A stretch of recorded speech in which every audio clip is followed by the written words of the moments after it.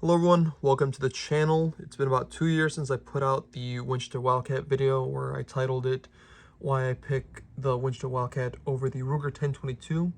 That video is super popular, has like 18,000 views. It's like the second or third most popular video on the channel. And basically it's cheap, it works. Downsides, not a whole lot of aftermarket like options as far as upgrading the trigger or the furniture, although in that like a couple weeks ago someone commented, which reminded me about the video, was they now offer a wood furniture variant because that's a lot of people don't like the furniture, or like the fact that like the receiver itself is also polymer, like, oh, it feels like a toy, it feels cheap. But for me, again, it's 200 bucks. It's lightweight, which is a big pro. You can make the Ruger 1022 lightweight. I'm not saying you can. I'm just saying like this is just lightweight out of the box, and it works fine, reliable, it's accurate. I put a lot of rounds through it. As far as like accessories, you can do whatever you want. I added bipods, but that felt like it just made it too nose heavy, and I really haven't found like very lightweight bipods that kind of like fit the need of just keeping it lightweight. I even took off, because in that video I had a Simmons scope, which I forget if that was a 4 power or a 3 to 9. I took that off, and then I added a Monstrum 3 to 9 because this was illuminated, and then I took that off just because I didn't want the bulk. And recently I just have a Primary Arms RMR red dot. I forget which one it is. It was like a little over 100 bucks, and a little adapter plate from some Chinese company. The first Chinese company I got the RMR, like Picatinny to RMR adapter, I stripped the screw immediately, and then I returned that one, ordered a different brand that paid a little bit more.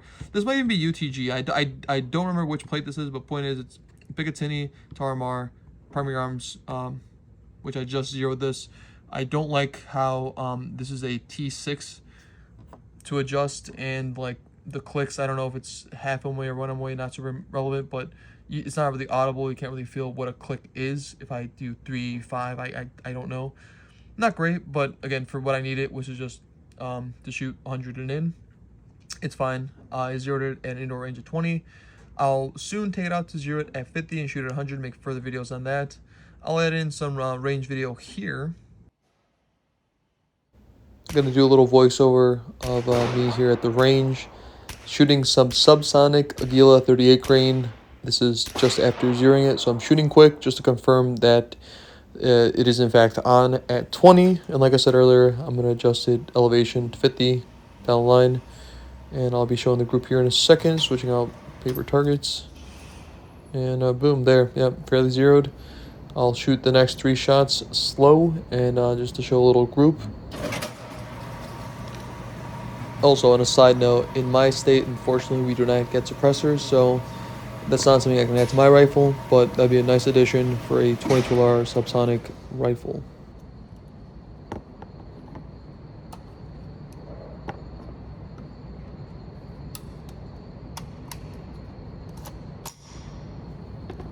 Three shots.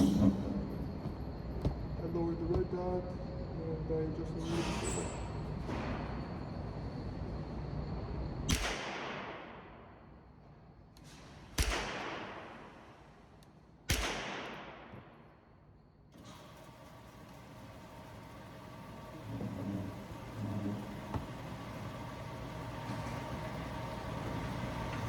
I'm not even like super like impressed with the group itself, but there you go. It is what it is. Not too bad. I just sprayed this with dry lube. It looks like I was very excited to talk about the Winchester Wildcat, which I am, but not in that way. I sprayed it with some dry lube, which another comment was asking me just how do you maintain it, and it's like you really don't need to. There aren't too many parts that can really rust if you just store it properly. And the trigger pack, just with like a cotton swab, clean the inside, which I can put a separate video here of just not a how-to, because I believe that's frowned upon on YouTube, but just me going through the process of cleaning it, which is you push the back here, the stock separates from the receiver, and then the trigger pack can come off from the receiver, and you clean the receiver. I didn't clean the barrel this time. I'm not really shooting for accuracy when I take it out next time. Just shooting bulk ammo, so not super relevant. But I'll put the cleaning video up here with this one. I forgot to actually record me cleaning it. This is me disassembling it now after the range. There's a little bit of residue. I'm going to wipe that down. So there's some dry lube in the springs. In my opinion, that's just to prevent rust, anything. Because when I store it, if it sits for a couple months and I don't look at it, who knows what could happen. And yeah, this is like 2 years old, so it looks good. Good condition. For the bolt itself, you can see like minor wear up top.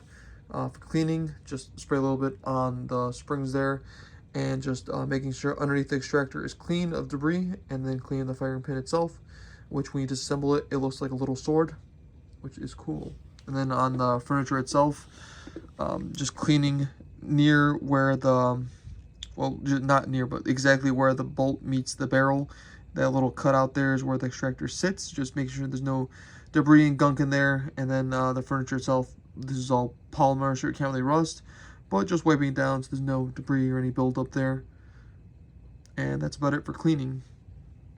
As far as I'm concerned, I can, from the rear, I can push through like a rod and clean out the barrel. I didn't do that before the range. I'm not going to do it now. I'll do it later on when I feel like it.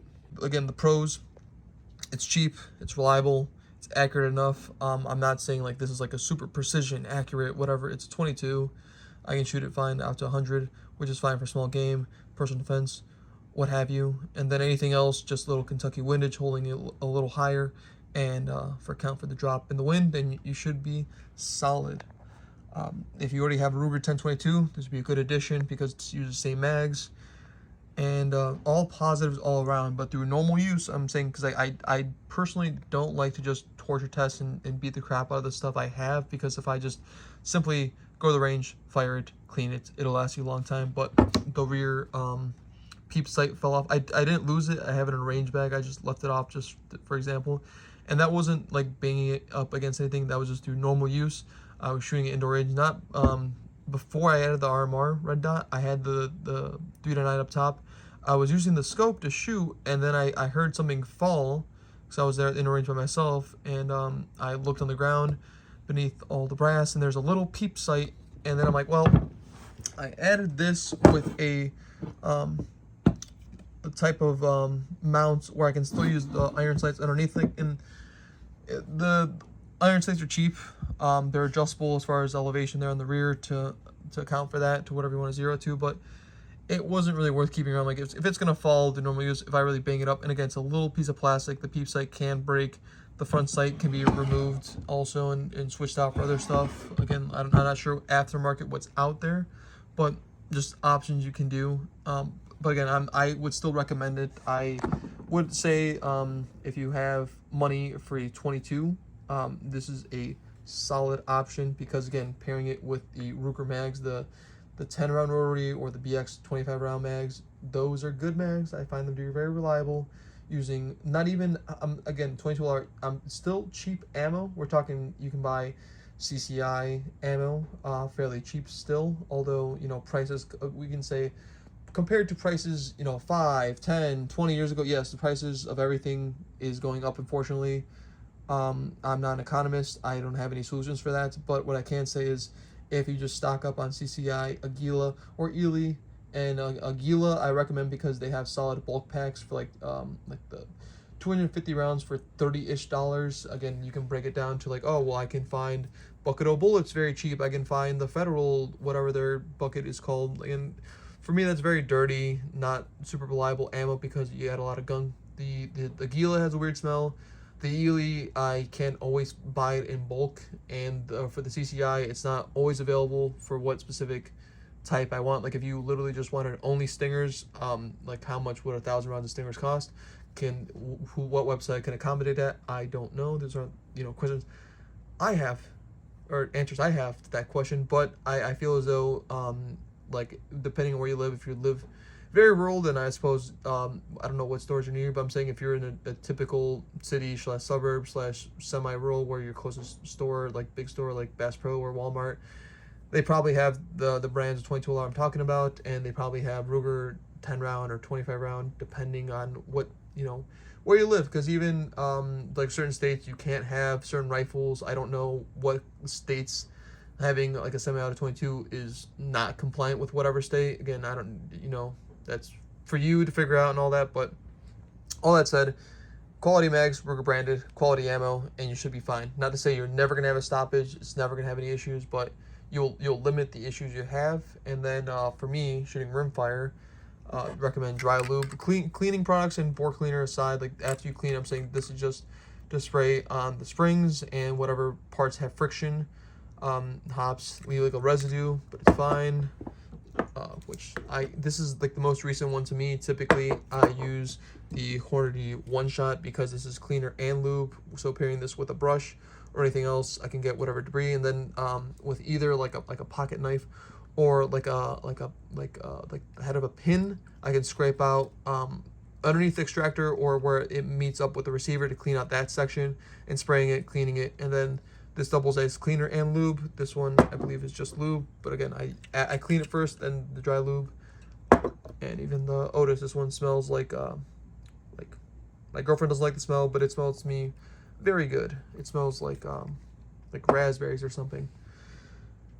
And yeah, all of this to say was I've had this for 2.5 years. I don't have a lot of rounds to it. Like I haven't burned through the barrel or anything like that. But again, if I'm shooting it 100 rounds every other month, it's been fine. It's been doing well. I plan to take it out more often and make further videos on this because I do have other stuff I have for Ruger 1022s as far as building one out to be not so much like hyper precision, but like it's the Magpul, their Hunter stock, and then I have one I'm trying to make just lightweight, simple with just the red dot and magnifier. The one with the magnified optic, one with the red dot magnifier. This will be one with just the red dot, and then trying those out.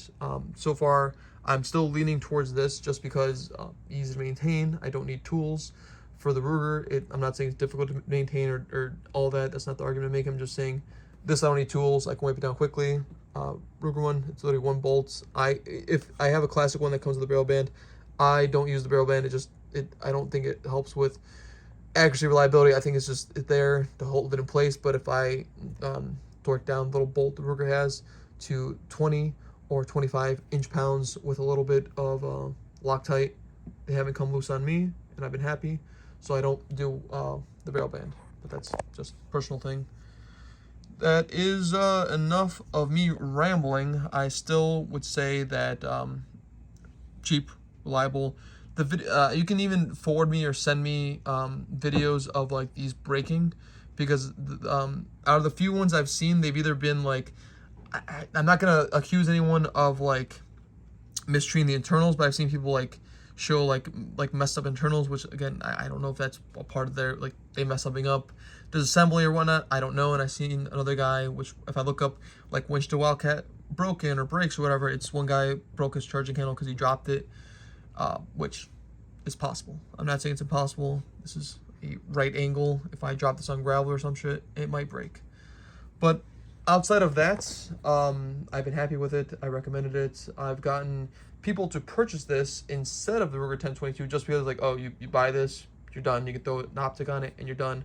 With the Ruger, they do come with a Picatinny section up top you can just throw on there and then throw on whatever scope, but typically they're like $100, $200 more depending on which version you get.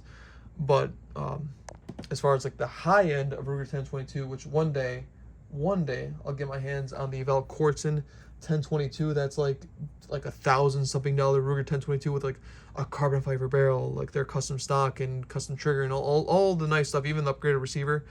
One day I'll get my hands on that. Not super pressing or urgent on the stuff I need to buy, but I spent a bunch of money on other stuff I don't need, and I've seen that one specifically at Bass Pro, and it has my name on it. I'll get it one day. And yeah, that's enough of me rambling. Thank you guys very much for watching. I'll put out more range videos later on in the week. Hope everyone's doing well, and thank you for watching.